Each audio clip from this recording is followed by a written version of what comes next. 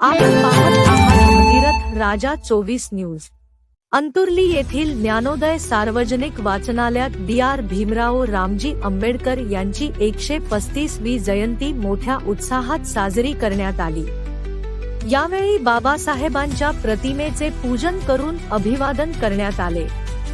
कार्यक्रमात त्यांच्या जीवनावर आधारित ग्रंथ प्रदर्शन भरविण्यात आले, तसेच उपस्थितांनी ग्रंथांचे वाचन करून विचारांना उजाळा दिला।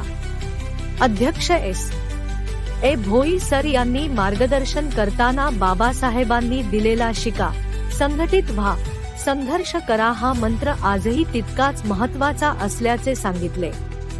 यावेळी गावातील मान्यवर, वाचनालयाचे सदस्य आणि नागरिक मोठ्या संख्येने उपस्थित होते। तसेच ग्रामपंचायत व आंबेडकर चौकातही बाबासाहेबांच्या पुतळ्यास पुष्पहार अर्पण करून अभिवादन करण्यात आले।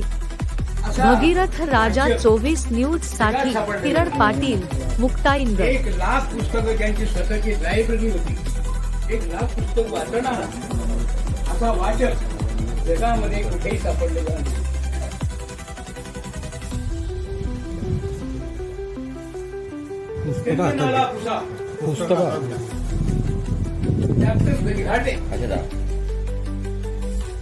अमरावती विद्यापीठाची चंदनाला पुसा असा एक ग्रंथ कधी मी विचारलं की तुम्ही या पुस्तकाला, या ग्रंथाला बाबासाहेबांच्या चंदनाला पुसा असं कसं काय नाव दिलं? अहो म्हणे तुम्ही पहिले वाचन दिसतात मला।